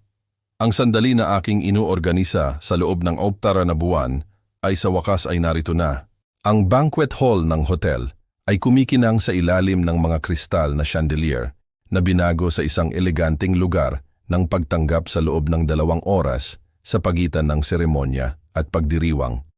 Ang mga panauhin ay nakikihalubilo sa mga baso ng champagne, ang kanilang mga pag-uusap ay humahalo sa malambot na jazz mula sa string quartet ng hotel. Inayos ko ang aking sarili malapit sa bar, pinapanood si Derek na nagtatrabaho sa silid nang may sinanay na kasiglahan. Si Walter ay nakatayo sa tabi ng mga bintana mula sa sahig hanggang sa kisame na tanawin ang Lake Michigan. Ang kanyang marangal na profile ay nakabalangkas laban sa sikat ng araw sa hapon. Ginugol niya ang seremonya sa pag-oobserba ng magalang. Marahil ay kinakalkula ang naaangkop na antas ng pakikipag-ugnayan sa bagong pamilya ng kanyang empleyado.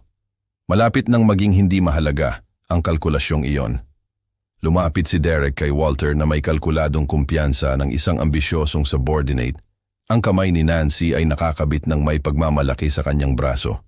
Ito ang kanyang sandali na ipinakilala ang kanyang magandang bagong asawa sa taong kumokontrol sa kanyang profesional na hinaharap habang ipinapakita ang kanyang nakahihigit na koneksyon sa lipunan.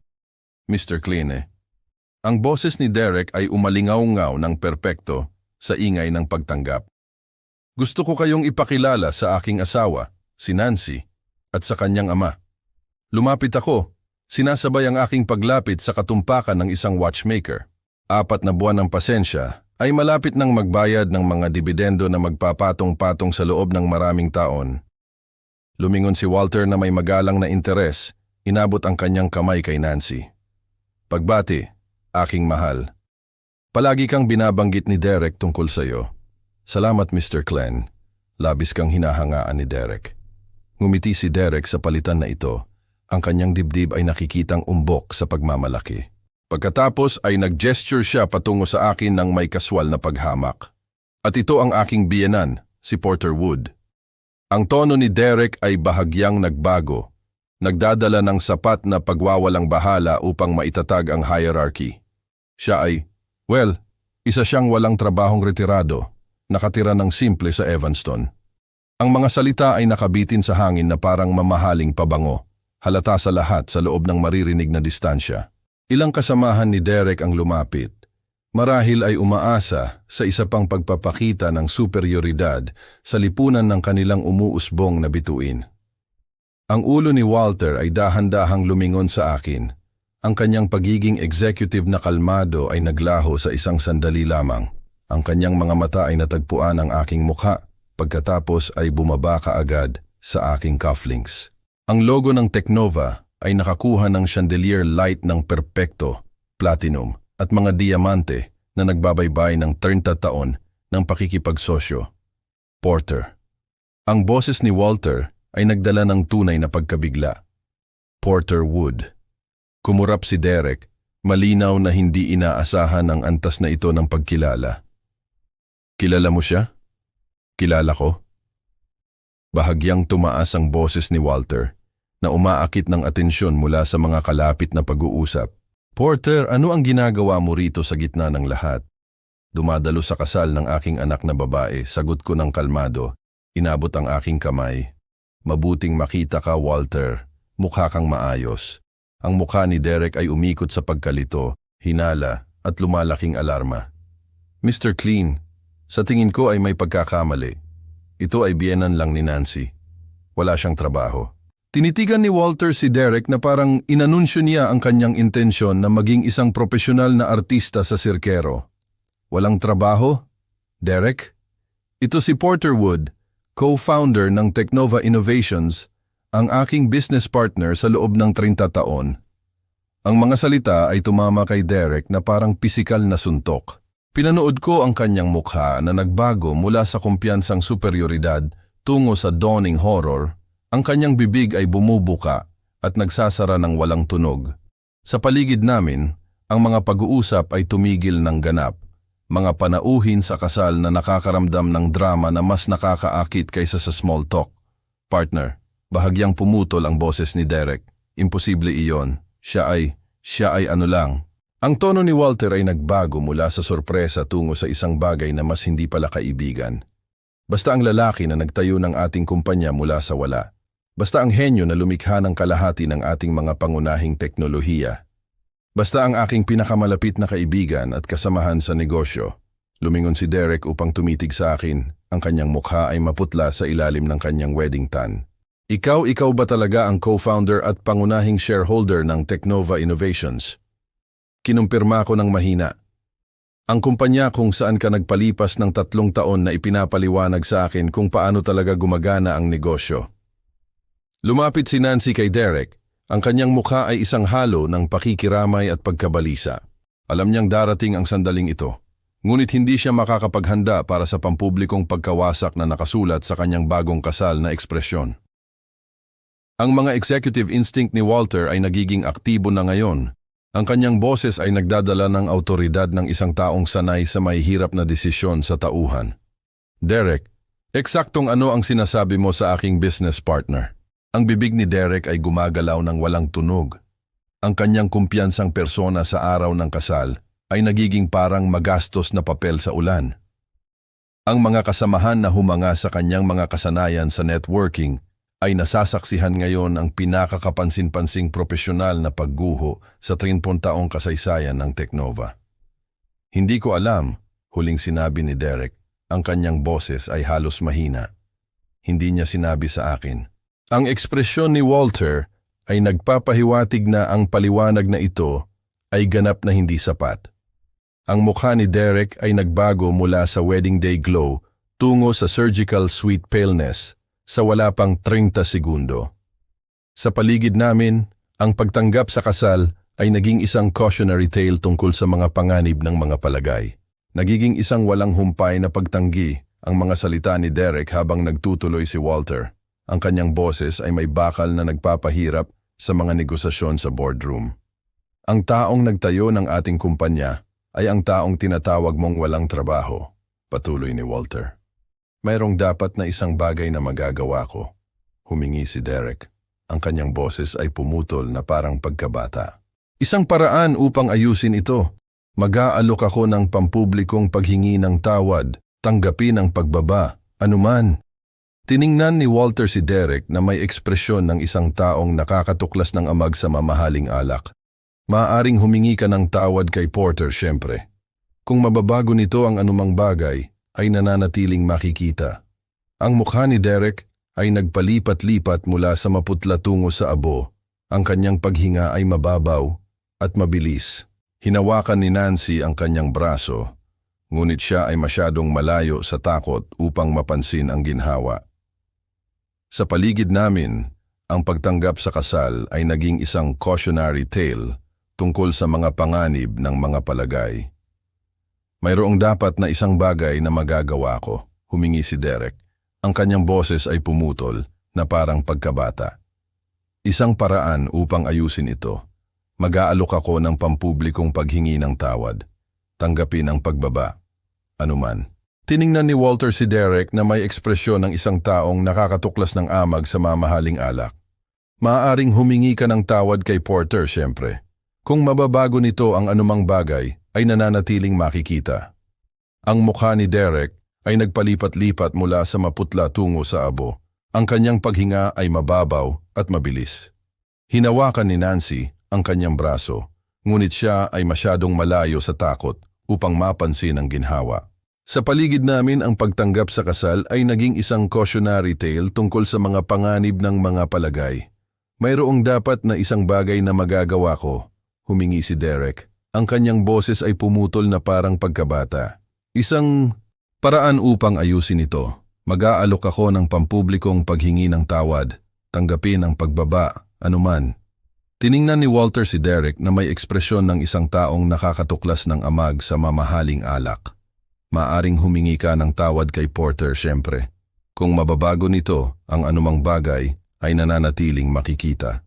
Ang mukha ni Derek ay nagpalipat-lipat mula sa maputla tungo sa abo. Ang kanyang paghinga ay mababaw at mabilis. Hinawakan ni Nancy ang kanyang braso, ngunit siya ay masyadong malayo sa takot upang mapansin ang ginhawa. Sa paligid namin, ang pagtanggap sa kasal ay naging isang cautionary tale tungkol sa mga panganib ng mga palagay. Mayroong dapat na isang bagay na magagawa ko, humingi si Derek. Ang kanyang boses ay pumutol na parang pagkabata. Isang paraan upang ayusin ito. Mag-aalok ako ng pampublikong paghingi ng tawad, tanggapin ang pagbaba, anuman. Tiningnan ni Walter si Derek na may ekspresyon ng isang taong nakakatuklas ng amag sa mamahaling alak. Maaaring humingi ka ng tawad kay Porter siyempre. Kung mababago nito ang anumang bagay, ay nananatiling makikita. Ang mukha ni Derek ay nagpalipat-lipat mula sa maputla tungo sa abo. Ang kanyang paghinga ay mababaw at mabilis. Hinawakan ni Nancy ang kanyang braso, ngunit siya ay masyadong malayo sa takot upang mapansin ang ginhawa. Sa paligid namin, ang pagtanggap sa kasal ay naging isang cautionary tale tungkol sa mga panganib ng mga palagay. Mayroong dapat na isang bagay na magagawa ko, humingi si Derek. Ang kanyang boses ay pumutol na parang pagkabata. Isang paraan upang ayusin ito. Mag-aalok ako ng pampublikong paghingi ng tawad, tanggapin ang pagbaba, anuman. Tiningnan ni Walter si Derek na may ekspresyon ng isang taong nakakatuklas ng amag sa mamahaling alak. Maaaring humingi ka ng tawad kay Porter siyempre. Kung mababago nito ang anumang bagay, ay nananatiling makikita. Ang mukha ni Derek ay nagpalipat-lipat mula sa maputla tungo sa abo. Ang kanyang paghinga ay mababaw at mabilis. Hinawakan ni Nancy ang kanyang braso, ngunit siya ay masyadong malayo sa takot upang mapansin ang ginhawa. Sa paligid namin, ang pagtanggap sa kasal ay naging isang cautionary tale tungkol sa mga panganib ng mga palagay. Mayroong dapat na isang bagay na magagawa ko, humingi si Derek. Ang kanyang boses ay pumutol na parang pagkabata. Isang paraan upang ayusin ito. Mag-aalok ako ng pampublikong paghingi ng tawad, tanggapin ang pagbaba, anuman. Tiningnan ni Walter si Derek na may ekspresyon ng isang taong nakakatuklas ng amag sa mamahaling alak. Maaaring humingi ka ng tawad kay Porter siyempre. Kung mababago nito ang anumang bagay, ay nananatiling makikita. Ang mukha ni Derek ay nagpalipat-lipat mula sa maputla tungo sa abo. Ang kanyang paghinga ay mababaw at mabilis. Hinawakan ni Nancy ang kanyang braso, ngunit siya ay masyadong malayo sa takot upang mapansin ang ginhawa. Sa paligid namin, ang pagtanggap sa kasal ay naging isang cautionary tale tungkol sa mga panganib ng mga palagay. Mayroong dapat na isang bagay na magagawa ko, humingi si Derek. Ang kanyang boses ay pumutol na parang pagkabata. Isang paraan upang ayusin ito. Mag-aalok ako ng pampublikong paghingi ng tawad, tanggapin ang pagbaba, anuman. Tiningnan ni Walter si Derek na may ekspresyon ng isang taong nakakatuklas ng amag sa mamahaling alak. Maaaring humingi ka ng tawad kay Porter siyempre. Kung mababago nito ang anumang bagay ay nananatiling makikita. Ang mukha ni Derek ay nagpalipat-lipat mula sa maputla tungo sa abo. Ang kanyang paghinga ay mababaw at mabilis. Hinawakan ni Nancy ang kanyang braso, ngunit siya ay masyadong malayo sa takot upang mapansin ang ginhawa. Sa paligid namin, ang pagtanggap sa kasal ay naging isang cautionary tale tungkol sa mga panganib ng mga palagay. Mayroong dapat na isang bagay na magagawa ko, humingi si Derek. Ang kanyang boses ay pumutol na parang pagkabata. Isang paraan upang ayusin ito. Mag-aalok ako ng pampublikong paghingi ng tawad, tanggapin ang pagbaba, anuman. Tiningnan ni Walter si Derek na may ekspresyon ng isang taong nakakatuklas ng amag sa mamahaling alak.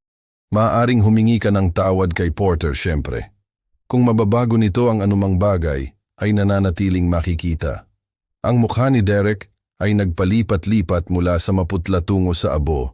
Ang kanyang paghinga ay mababaw at mabilis. Hinawakan ni Nancy ang kanyang braso, ngunit siya ay masyadong malayo sa takot upang mapansin ang ginhawa. Sa paligid namin, ang pagtanggap sa kasal ay naging isang cautionary tale tungkol sa mga panganib ng mga palagay. Mayroong dapat na isang bagay na magagawa ko, humingi si Derek. Ang kanyang boses ay pumutol na parang pagkabata. Isang paraan upang ayusin ito. Mag-aalok ako ng pampublikong paghingi ng tawad, tanggapin ang pagbaba, anuman. Tiningnan ni Walter si Derek na may ekspresyon ng isang taong nakakatuklas ng amag sa mamahaling alak. Maaaring humingi ka ng tawad kay Porter siyempre. Kung mababago nito ang anumang bagay, ay nananatiling makikita. Ang mukha ni Derek ay nagpalipat-lipat mula sa maputla tungo sa abo. Ang kanyang paghinga ay mababaw at mabilis. Hinawakan ni Nancy ang kanyang braso, ngunit siya ay masyadong malayo sa takot upang mapansin ang ginhawa. Sa paligid namin, ang pagtanggap sa kasal ay naging isang cautionary tale tungkol sa mga panganib ng mga palagay. Mayroong dapat na isang bagay na magagawa ko, humingi si Derek. Ang kanyang boses ay pumutol na parang pagkabata. Isang paraan upang ayusin ito. Mag-aalok ako ng pampublikong paghingi ng tawad, tanggapin ang pagbaba, anuman. Tiningnan ni Walter si Derek na may ekspresyon ng isang taong nakakatuklas ng amag sa mamahaling alak. Maaaring humingi ka ng tawad kay Porter siyempre. Kung mababago nito ang anumang bagay, ay nananatiling makikita. Ang mukha ni Derek ay nagpalipat-lipat mula sa maputla tungo sa abo. Ang kanyang paghinga ay mababaw at mabilis. Hinawakan ni Nancy ang kanyang braso, ngunit siya ay masyadong malayo sa takot upang mapansin ang ginhawa. Sa paligid namin, ang pagtanggap sa kasal ay naging isang cautionary tale tungkol sa mga panganib ng mga palagay. Mayroong dapat na isang bagay na magagawa ko, humingi si Derek. Ang kanyang boses ay pumutol na parang pagkabata. Isang paraan upang ayusin ito. Mag-aalok ako ng pampublikong paghingi ng tawad. Tanggapin ang pagbaba, anuman. Tiningnan ni Walter si Derek na may ekspresyon ng isang taong nakakatuklas ng amag sa mamahaling alak. Maaaring humingi ka ng tawad kay Porter, syempre. Kung mababago nito ang anumang bagay, ay nananatiling makikita. Ang mukha ni Derek ay nagpalipat-lipat mula sa maputla tungo sa abo. Ang kanyang paghinga ay mababaw at mabilis.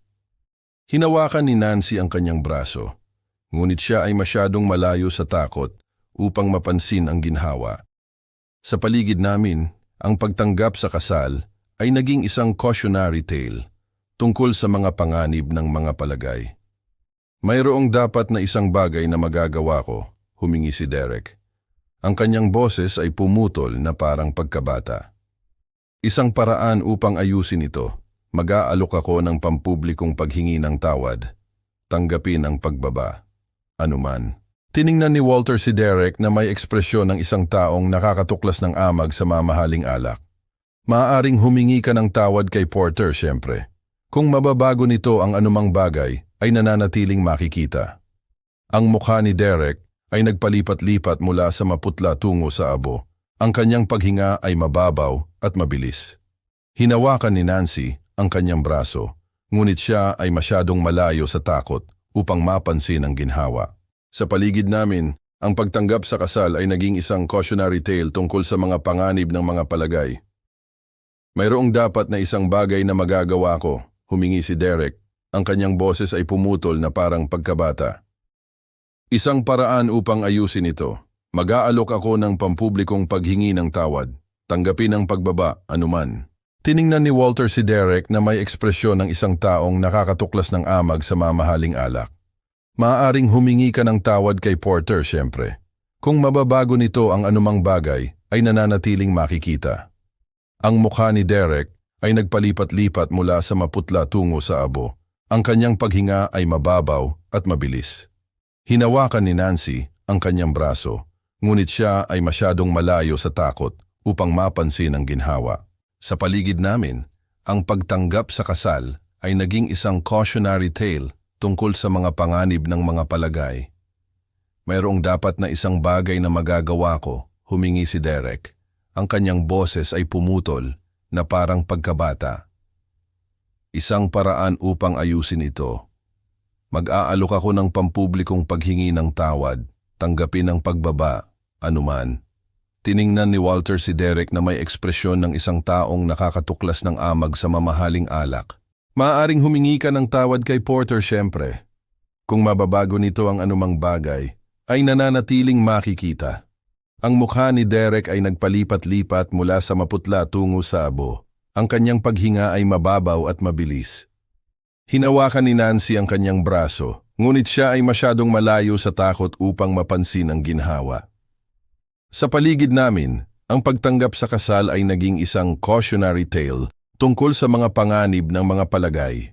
Mayroong dapat na isang bagay na magagawa ko, humingi si Derek. Ang kanyang boses ay pumutol na parang pagkabata.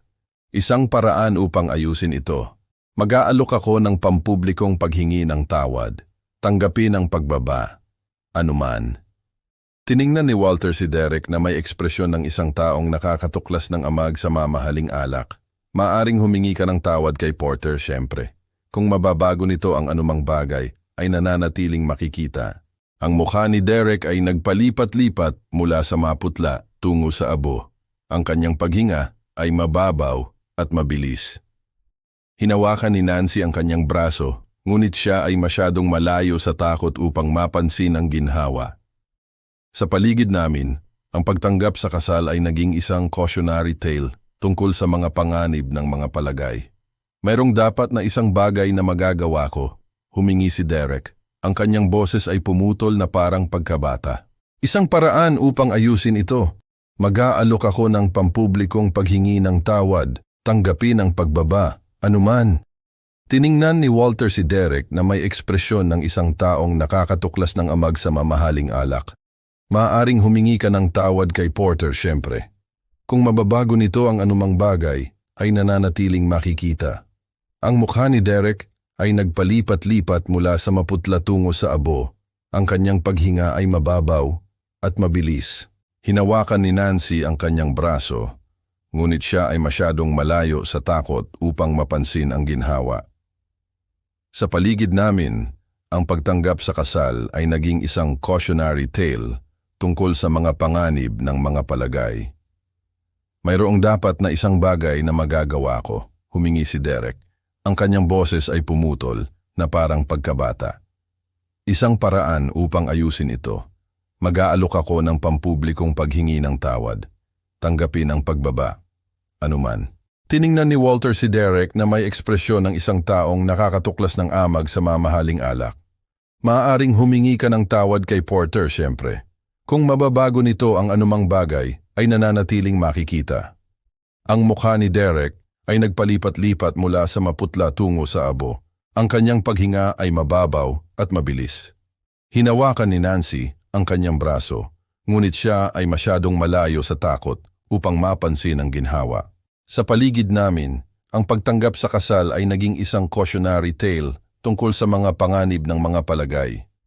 Mayroong dapat na isang bagay na magagawa ko, humingi si Derek. Ang kanyang boses ay pumutol na parang pagkabata. Isang paraan upang ayusin ito. Mag-aalok ako ng pampublikong paghingi ng tawad, tanggapin ang pagbaba, anuman. Tiningnan ni Walter si Derek na may ekspresyon ng isang taong nakakatuklas ng amag sa mamahaling alak. Maaaring humingi ka ng tawad kay Porter, siyempre. Kung mababago nito ang anumang bagay, ay nananatiling makikita. Ang mukha ni Derek ay nagpalipat-lipat mula sa maputla tungo sa abo. Ang kanyang paghinga ay mababaw at mabilis. Hinawakan ni Nancy ang kanyang braso, ngunit siya ay masyadong malayo sa takot upang mapansin ang ginhawa. Sa paligid namin, ang pagtanggap sa kasal ay naging isang cautionary tale tungkol sa mga panganib ng mga palagay. Mayroong dapat na isang bagay na magagawa ko, humingi si Derek. Ang kanyang boses ay pumutol na parang pagkabata. Isang paraan upang ayusin ito. Mag-aalok ako ng pampublikong paghingi ng tawad, tanggapin ang pagbaba, anuman. Tiningnan ni Walter si Derek na may ekspresyon ng isang taong nakakatuklas ng amag sa mamahaling alak. Maaaring humingi ka ng tawad kay Porter, siyempre. Kung mababago nito ang anumang bagay, ay nananatiling makikita. Ang mukha ni Derek ay nagpalipat-lipat mula sa maputla tungo sa abo. Ang kanyang paghinga ay mababaw at mabilis. Hinawakan ni Nancy ang kanyang braso, ngunit siya ay masyadong malayo sa takot upang mapansin ang ginhawa. Sa paligid namin, ang pagtanggap sa kasal ay naging isang cautionary tale tungkol sa mga panganib ng mga palagay. Mayroong dapat na isang bagay na magagawa ko, humingi si Derek. Ang kanyang boses ay pumutol na parang pagkabata. Isang paraan upang ayusin ito. Mag-aalok ako ng pampublikong paghingi ng tawad. Tanggapin ang pagbaba, anuman.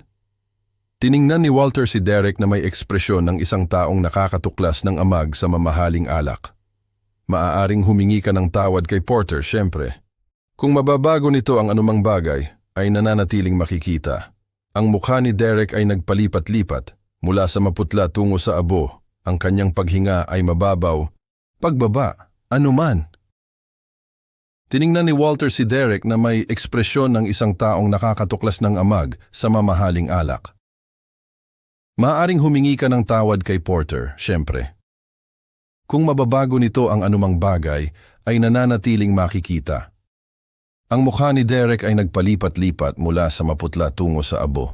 Ang kanyang paghinga ay mababaw at mabilis. Hinawakan ni Nancy ang kanyang braso, ngunit siya ay masyadong malayo sa takot upang mapansin ang ginhawa. Sa paligid namin, ang pagtanggap sa kasal ay naging isang cautionary tale tungkol sa mga panganib ng mga palagay. Mayroong dapat na isang bagay na magagawa ko, humingi si Derek. Ang kanyang boses ay pumutol na parang pagkabata. Isang paraan upang ayusin ito. Mag-aalok ako ng pampublikong paghingi ng tawad, tanggapin ang pagbaba, anuman. Tiningnan ni Walter si Derek na may ekspresyon ng isang taong nakakatuklas ng amag sa mamahaling alak. Maaaring humingi ka ng tawad kay Porter, siyempre. Kung mababago nito ang anumang bagay ay nananatiling makikita. Ang mukha ni Derek ay nagpalipat-lipat mula sa maputla tungo sa abo. Ang kanyang paghinga ay mababaw at mabilis. Hinawakan ni Nancy ang kanyang braso, ngunit siya ay masyadong malayo sa takot upang mapansin ang ginhawa. Sa paligid namin, ang pagtanggap sa kasal ay naging isang cautionary tale tungkol sa mga panganib ng mga palagay.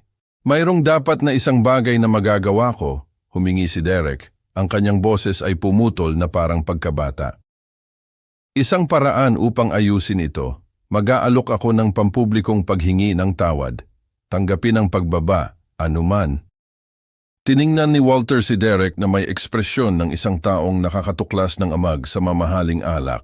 Maaaring humingi ka ng tawad kay Porter, syempre. Kung mababago nito ang anumang bagay, ay nananatiling makikita. Ang mukha ni Derek ay nagpalipat-lipat mula sa maputla tungo sa abo. Ang kanyang paghinga ay mababaw at mabilis.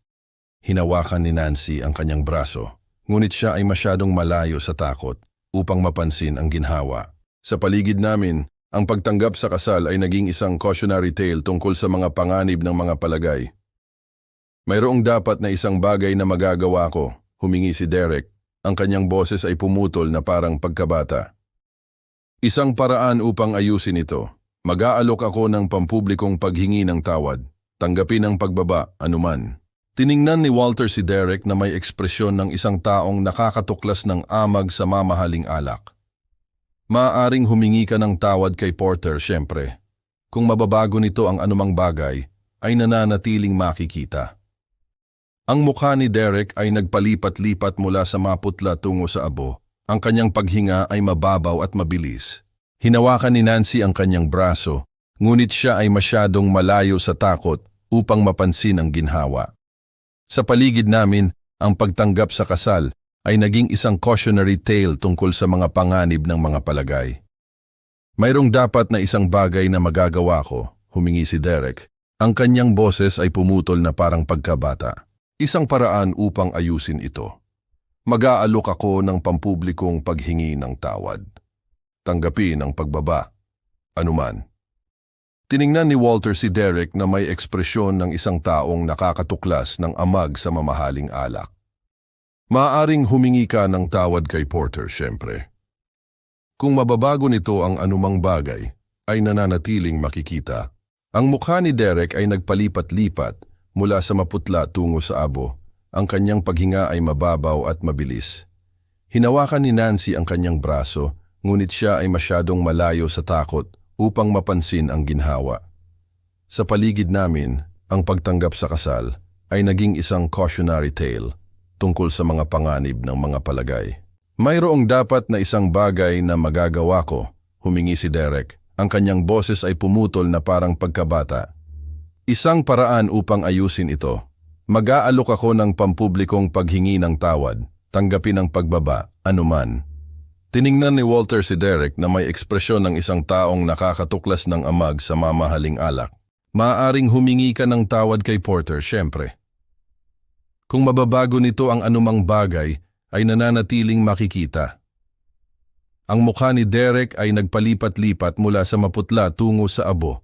Ang kanyang paghinga ay mababaw at mabilis. Hinawakan ni Nancy ang kanyang braso, ngunit siya ay masyadong malayo sa takot upang mapansin ang ginhawa. Sa paligid namin, ang pagtanggap sa kasal ay naging isang cautionary tale tungkol sa mga panganib ng mga palagay. Mayroong dapat na isang bagay na magagawa ko, humingi si Derek. Ang kanyang boses ay pumutol na parang pagkabata. Isang paraan upang ayusin ito, mag-aalok ako ng pampublikong paghingi ng tawad, tanggapin ang pagbaba, anuman. Tiningnan ni Walter si Derek na may ekspresyon ng isang taong nakakatuklas ng amag sa mamahaling alak.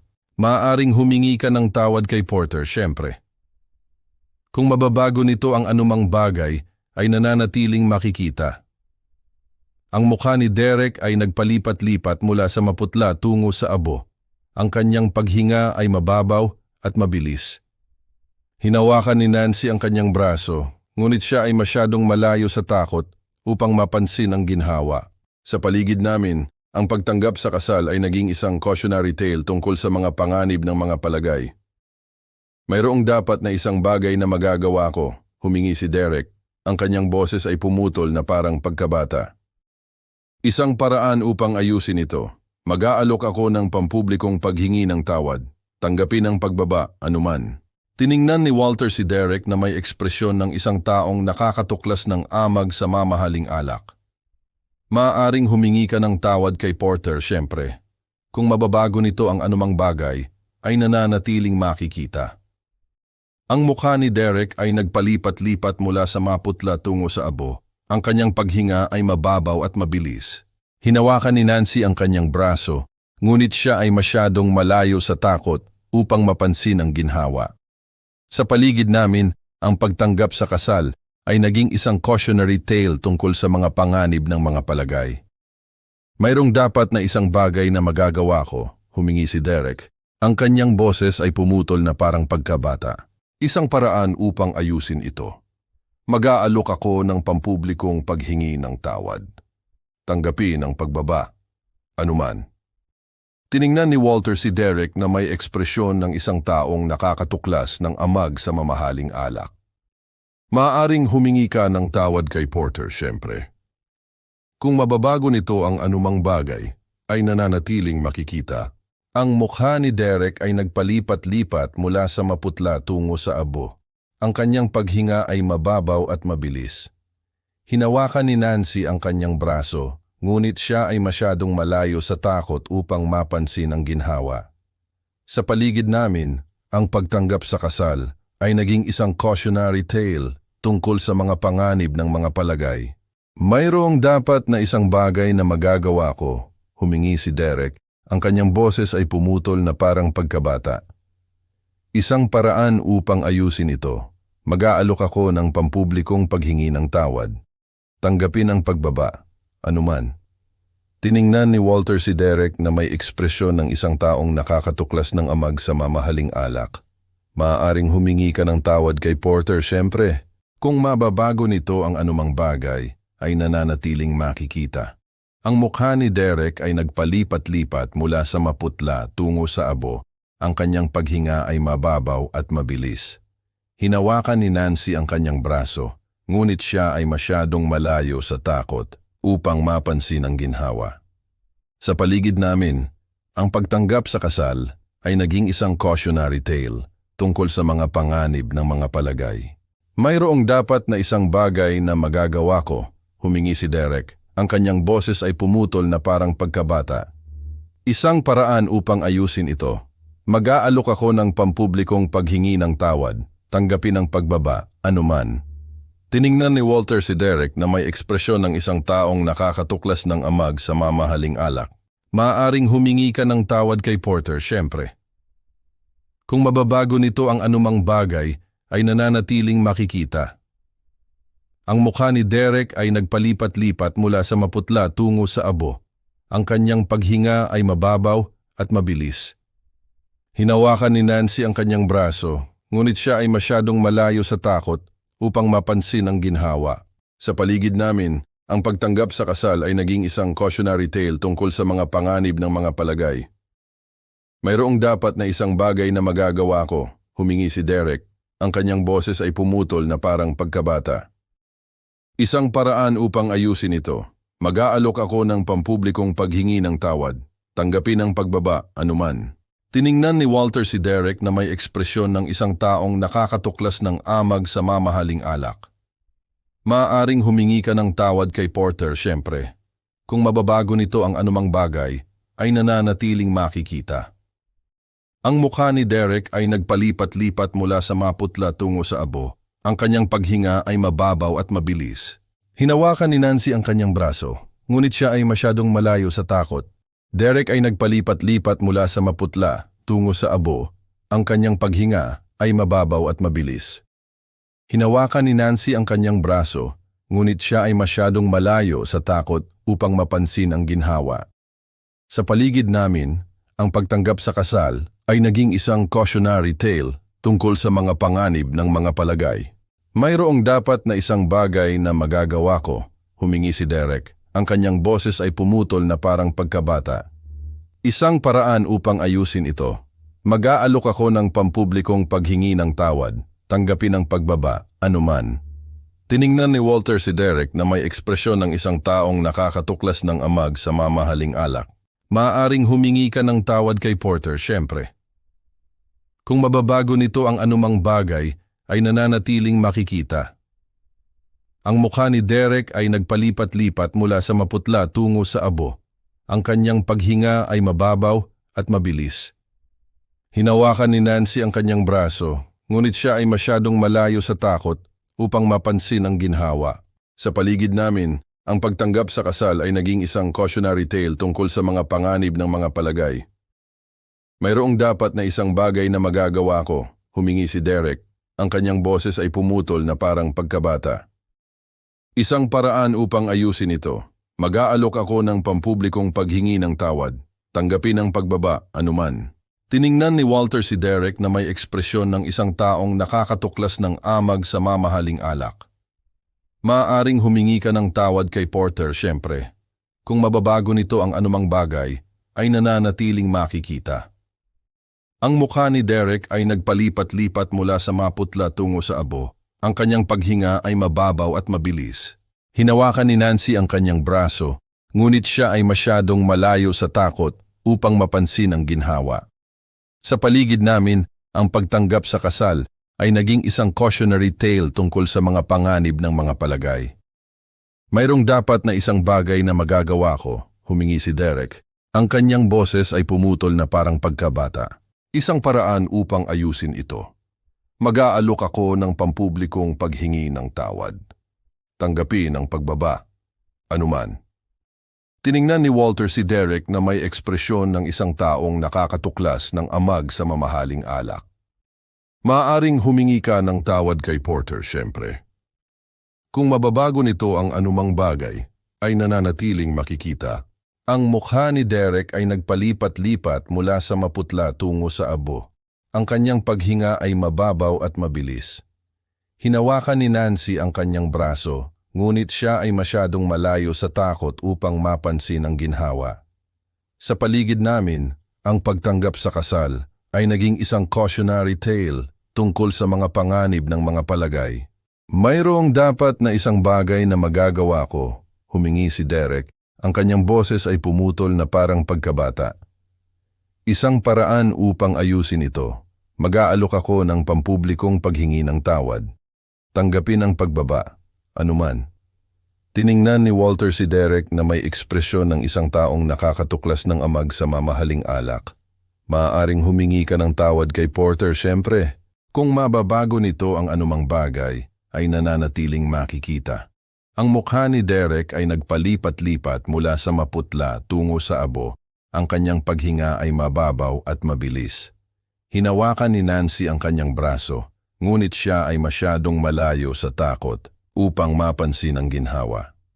Sa paligid namin, ang pagtanggap sa kasal ay naging isang cautionary tale tungkol sa mga panganib ng mga palagay.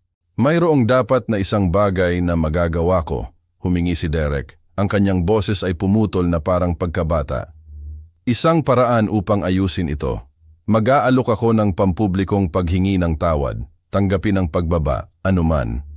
Tiningnan ni Walter si Derek na may ekspresyon ng isang taong nakakatuklas ng amag sa mamahaling alak. Maaaring humingi ka ng tawad kay Porter, syempre. Kung mababago nito ang anumang bagay, ay nananatiling makikita. Ang mukha ni Derek ay nagpalipat-lipat mula sa maputla tungo sa abo. Ang kanyang paghinga ay mababaw at mabilis. Hinawakan ni Nancy ang kanyang braso, ngunit siya ay masyadong malayo sa takot upang mapansin ang ginhawa. Sa paligid namin, ang pagtanggap sa kasal ay naging isang cautionary tale tungkol sa mga panganib ng mga palagay. Mayroong dapat na isang bagay na magagawa ko, humingi si Derek. Ang kanyang boses ay pumutol na parang pagkabata. Isang paraan upang ayusin ito. Mag-aalok ako ng pampublikong paghingi ng tawad. Tanggapin ang pagbaba, anuman. Tiningnan ni Walter si Derek na may ekspresyon ng isang taong